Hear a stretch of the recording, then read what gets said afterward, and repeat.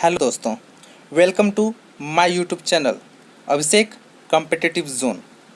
दोस्तों, मैं आज के लिए आप सेट नंबर 2 जीके का लाया हूं, जिसमें आपको 40 क्वेश्चन मिलेंगे। दोस्तों, मैंने कल आपको सेट 1 दिया था और आज मैं आपके लिए सेट नंबर 2 लाया हूं। तो बिना किसी समय व्यर्थ किए हुए मैं स्टार्ट करता हूं, क्योंकि समय बहुत इम्पोर्टेंट होता है। तो चलिए हम स्टार्ट करते हैं। पहला नंबर क्वेश्चन क्या कह रहा है कि निम्नलिखित राज्यों में से किसका क्षेत्रफल कम है। बताइए कि निम्नलिखित राज्यों में से किसका क्षेत्रफल कम है। तो आपको पता होगा कि सबसे ज़्यादा क्षेत्रफल जो पहला नंबर पे आता है वह है राजस्थान, दूसरा पर आता है महाराष्ट्र, उसके बाद आता है तमिलनाडु। तो आपसे यहाँ पूछ रहा है सबसे कम किसका होता है। तो इस चारों में से सबसे कम जिसका होता है वह है आपको तमिलनाडु। तमिलनाडु जो है वह इन चारों में सबसे कम क्षेत्रफल वाला राज्य है। चलिए हम लोग नेक्स्ट क्वेश्चन में चलते हैं। नेक्स्ट क्वेश्चन कह रहा है कि निम्नलिखित कौन सी कृषि है जो मतलब कौन सी कृषि क्रिया पर्यावरण के लिए अनुकूल होता है। इन चारों में से कौन सी कृषि है जो पर्यावरण के लिए अनुकूल होता है। जैव कृषि, झूम कृषि, अधिक उपज वाली किस्मों की खेती या कांच घरों में पौधे उगाना। आप बताइए कि कौन सा होगा। तो इसका आंसर होगा ऑप्शन नंबर ए, जैव कृषि।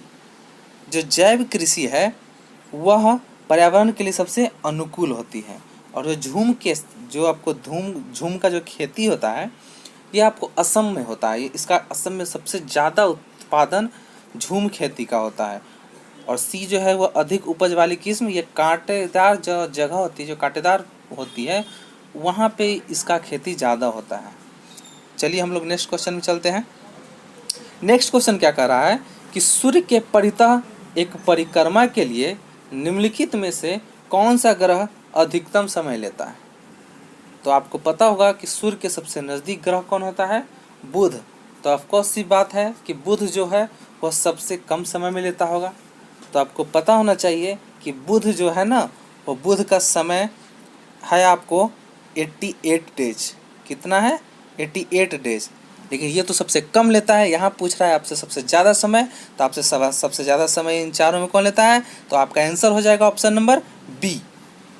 ऑप्शन नंबर बी, बृहस्पति, ये जो है सूर्य की परिक्रमा करने में सबसे ज़्यादा समय लेता है। कितना समय लेता है। तो ये आपको लेता है 11.9 ईयर। बताइए 11 मतलब लगभग 12 साल लगा देता है ये पूरे उसको परिक्रमा करने में। चलिए नेक्स्ट क्वेश्चन में चलते हैं। नेक्स्ट क्वेश्चन क्या कर रहा है कि भारतीय संविधान में समानता का अधिकार 5 अनुच्छेदों द्वारा प्रदान किया गया है। यह कौन से अनुच्छेद हैं। तो बताइए कि कौन से अनुच्छेद हैं। तो इसका आंसर हो जाएगा ऑप्शन नंबर सी, अनुच्छेद 14 से अनुच्छेद 18। 14 से 18 के बीच में हमारे भारतीय संविधान में समानता का अधिकार का वर्णन किया गया है। चलिए नेक्स्ट क्वेश्चन में चलते हैं। नेक्स्ट क्वेश्चन क्या कह रहा है कि अंतर्राष्ट्रीय संधियों के भारत के किसी भाग अथवा संपूर्ण भारत में लागू करने के लिए संसद कोई भी कानून बना सकता है। तो क्या वह सभी राज्य की सहमति से बना सकता है, या बहुसंख्य राज्य की सहमति से बना सकता है, या संबंधित राज्य की सहमति से बना सकता है, या बिना किसी राज्य की सहमति के बना सकता है। तो जब भी कोई भी सरकार या भारत सरकार हो, जब अंतर्राष्ट्रीय संधियों के में भारत पर एक कोई कानून बनाएगा तो उसके लिए उसे किसी भी राज्य की अनुमति की ज़रूरत नहीं होती है। तो इसके लिए ऑप्शन नंबर डी सही होगा। बिना किसी राज्य की सहमति से संसद कोई भी कानून बना सकता है। चलिए नेक्स्ट क्वेश्चन में चलते हैं। नेक्स्ट क्वेश्चन क्या कर रहा है कि भारत के संविधान की निम्नलिखित में से कौन सी एक अनुसूची है जो दल बदल विरोधी कानून विषय का प्रावधान है। बताइए। तो दल बदल ये सिंपल से एक ट्रिक है, द से दल बदल और द से 10वीं अनुसूची। तो इसका आंसर हो जाएगा आपको 10वीं अनुसूची। ये 10वीं अनुसूची है जिसमें दल बदल विरोधी कानून को लागू किया गया था और यह जो है वह 52वां संविधान संशोधन 1985 के तहत जोड़ा गया था। कब? 52वां संविधान संशोधन 1985 10वीं अनुसूची में दल बदल को जोड़ा गया था। चलिए नेक्स्ट क्वेश्चन में चलते हैं। नेक्स्ट क्वेश्चन कर रहा है कि भारत में आर्थिक नियोजन का स्वरूप क्या है। तो भारत में आर्थिक नियोजन का जो स्वरूप है वह क्या है। तो इसका आंसर आपको क्या होगा? इसका आंसर हो जाएगा आपको उपरोक्त में से सभी। इसमें विकेंद्रीकृत, निर्देशात्मक, समाजवादी, पूंजीवादी सब शामिल होते हैं आर्थिक नियोजन के रूप में। ओके, चलिए नेक्स्ट क्वेश्चन में चलते हैं।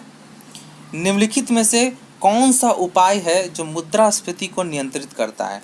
मुद्रास्फीति को नियंत्रित कौन करता है? अगर मुद्रास्फीति आ जाए किसी भी देश में तो वहाँ का जीडीपी का बहुत बुरा हाल हो सकता है, क्योंकि इसमें क्या होता है कि आपको कीमत जो होता है, जो वस्तु का मांग होता है ना, वो क्या होता है कीमत बढ़ने का वस्तु का मांग जो है वो घट जाएगा ना।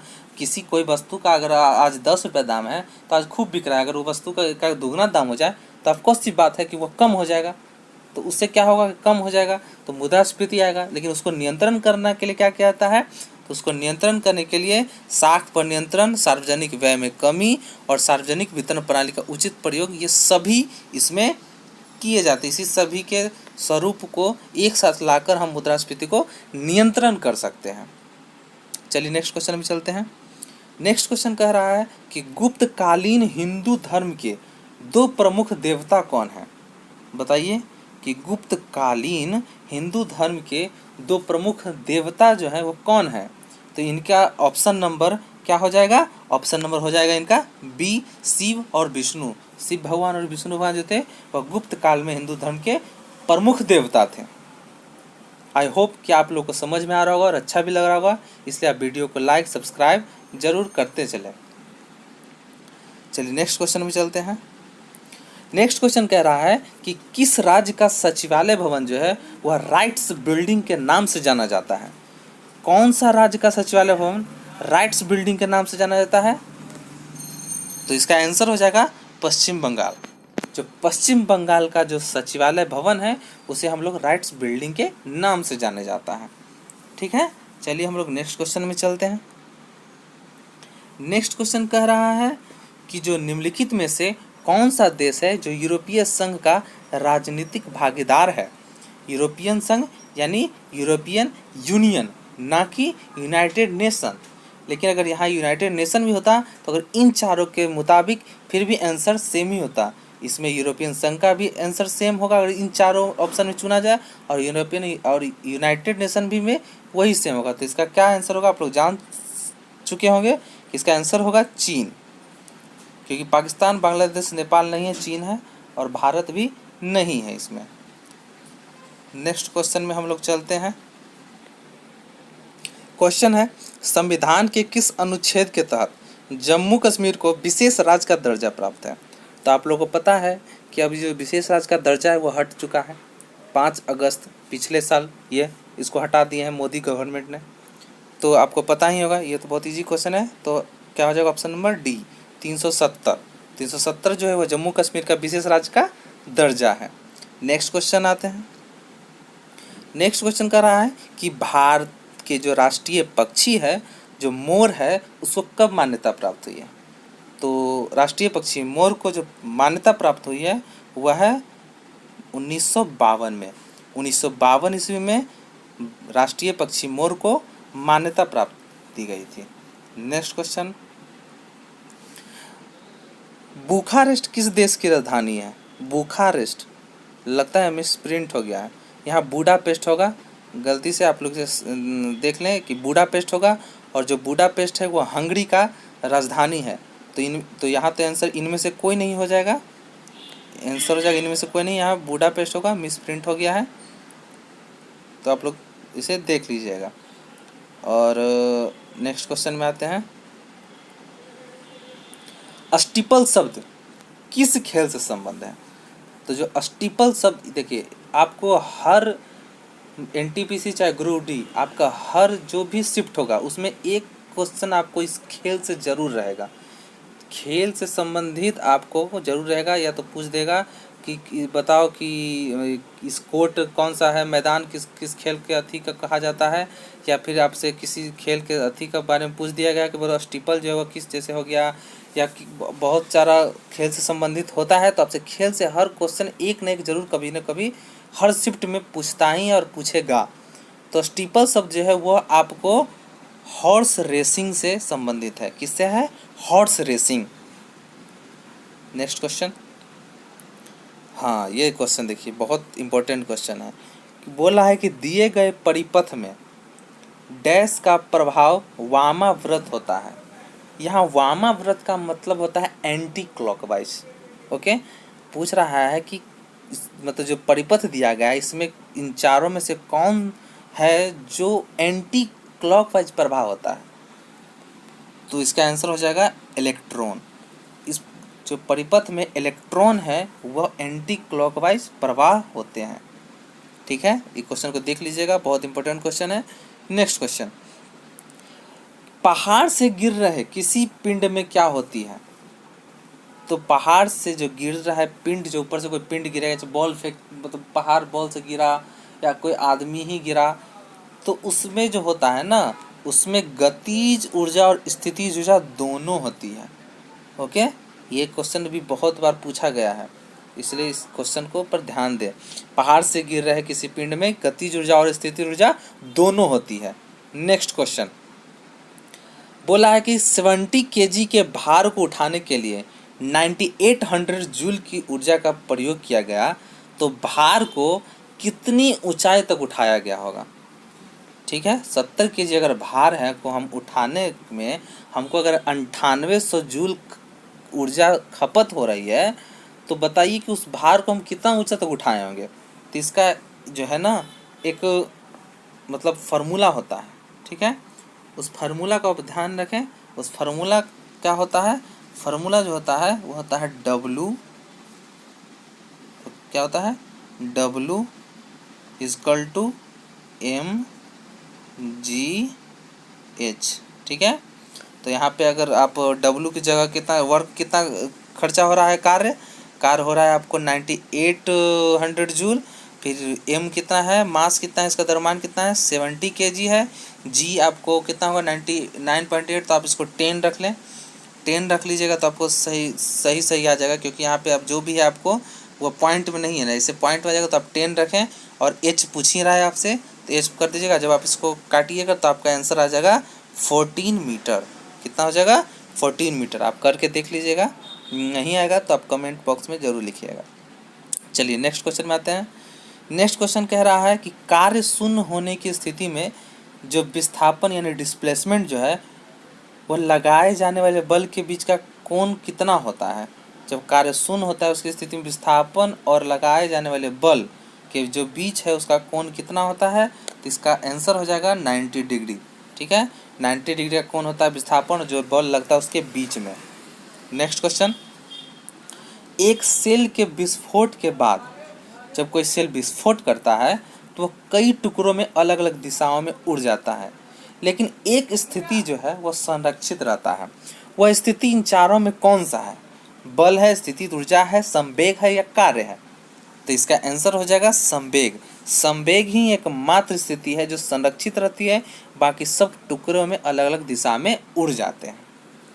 नेक्स्ट क्वेश्चन, किसी माध्यम में एक कण अगर 2.5 सेकेंड में 40 कंपन पूर्ण करता है तो तरंग की आवृत्ति क्या होगी। ये क्वेश्चन है आपको। तो इस क्वेश्चन का एक फार्मूला होता है जिसे आप नोट कर लीजिएगा।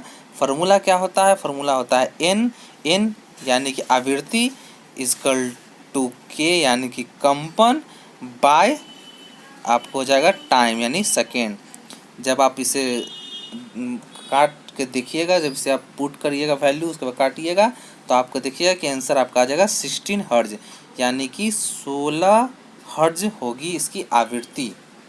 ओके, चलिए नेक्स्ट क्वेश्चन में, वायु में विभिन्न गैसों का अनुपात क्या होता है। जब वायु में विभिन्न गैस, आर्गन है, ऑक्सीजन है, कार्बन डाइऑक्साइड है, बहुत सारे गैस हैं, तो उसमें जब गैस है उसका अनुपात क्या होता है। तो इसका आंसर आपको सीधे आंसर है कि जो अलग अलग स्थान पर अलग अलग इसका होगा अनुपात, जैसा जगह होगा वैसा इसका अनुपात होगा। ठीक है, चलिए नेक्स्ट क्वेश्चन में चलते हैं।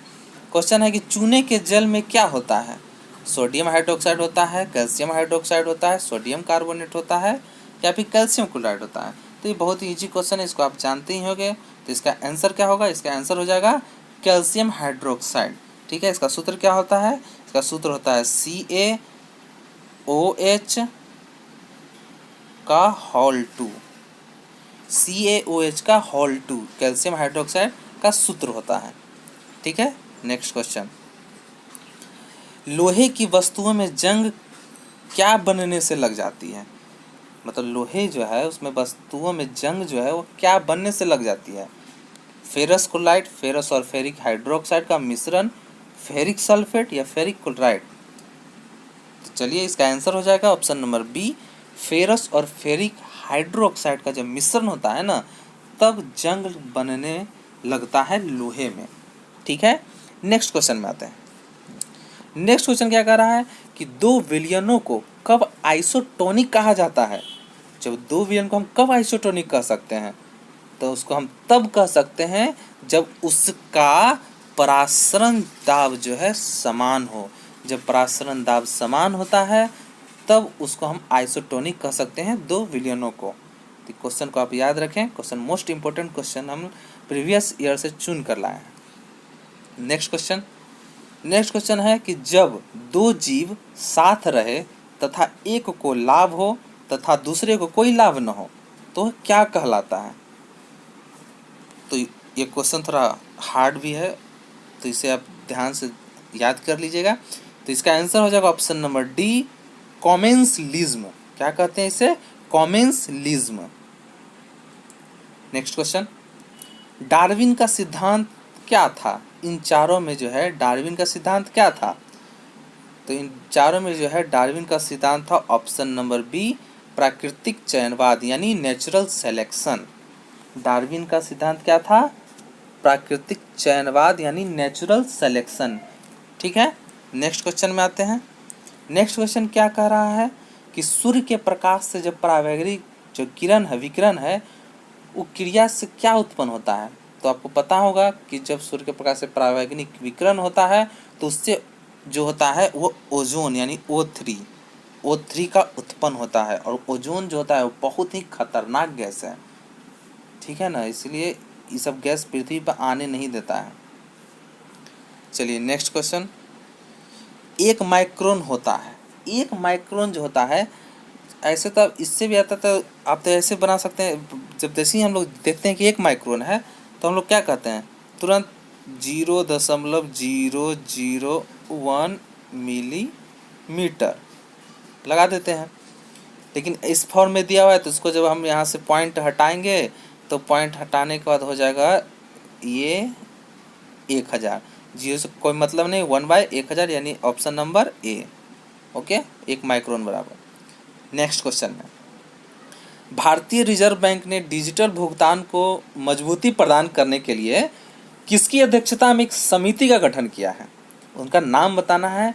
ये आपको करंट अफेयर का क्वेश्चन है, तो आप बताएं कि उनका नाम क्या है। तो चलिए, उनका नाम है नंदन नीलेकनी। क्या नाम है उनका? नंदन नीलेकनी।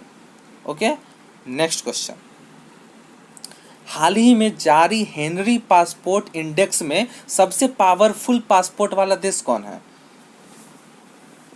हाल ही में जारी हेनरी पासपोर्ट इंडेक्स में सबसे पावरफुल पासपोर्ट वाला देश कौन है?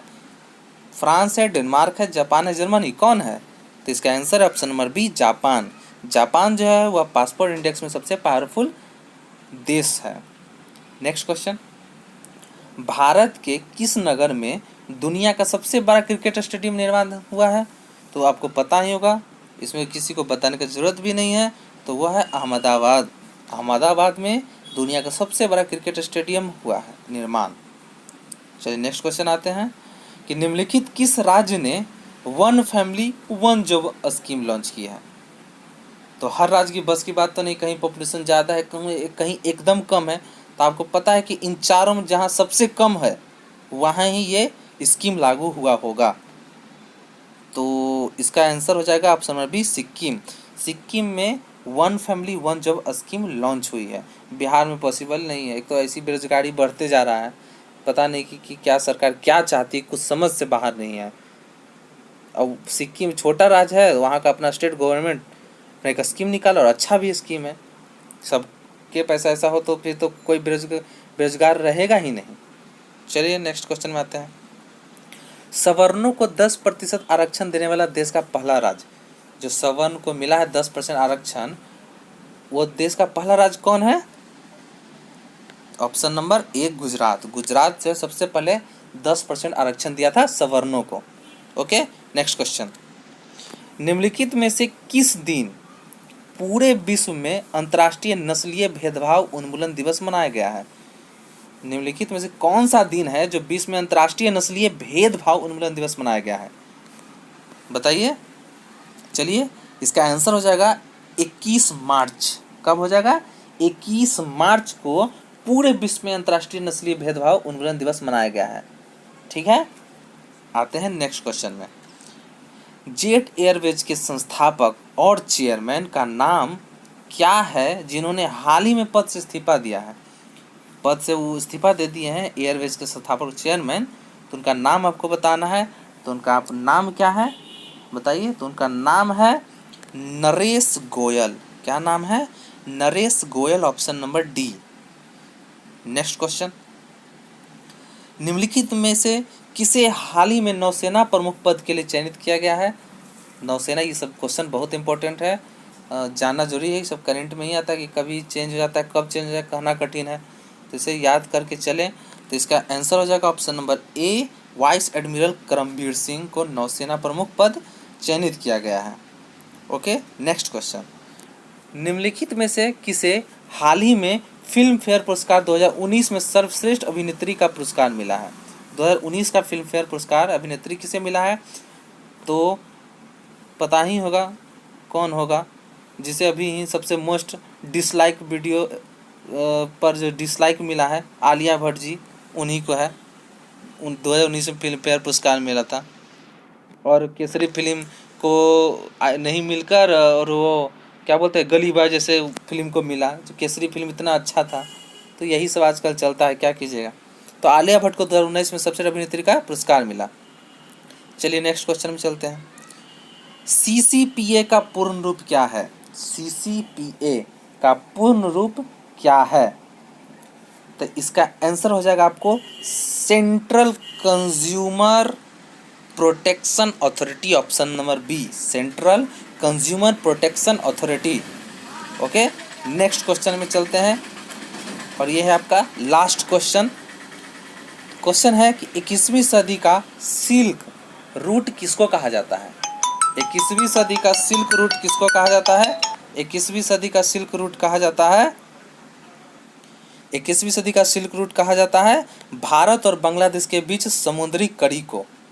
क्या कहा जाता है? भारत और बांग्लादेश के बीच समुद्री जो कड़ी है ना, उसको 21वीं सदी का सिल्क रूट कहा जाता है। तो आपका यह लास्ट 40 क्वेश्चन आपको हो गया है। तो आप इसे प्लीज़ देखें, सब्सक्राइब करें, लाइक करें, शेयर करें, कमेंट करें, बेल आइकन दबाना ना भूलें। और मैं इसी तरह आपके लिए हर रोज़ वीडियो लाता रहूँगा। आपके लिए आसानी होगा कि आप सेट अगर कहीं नहीं मार सकते हैं 4 गो 5 गो बैठकर, तो मैं भी एक स्टूडेंट हुई हूँ, मैं भी आपके साथ मिलकर ये सेट का प्रैक्टिस मेरा भी होगा, आपका भी होगा, और जहाँ आप शेयर कीजिएगा उनका भी होगा। तो प्लीज़ लाइक करें, सब्सक्राइब करें और बेल आइकन दबाना ना भूलें। तो मैं अब विदा लेता हूँ। धन्यवाद।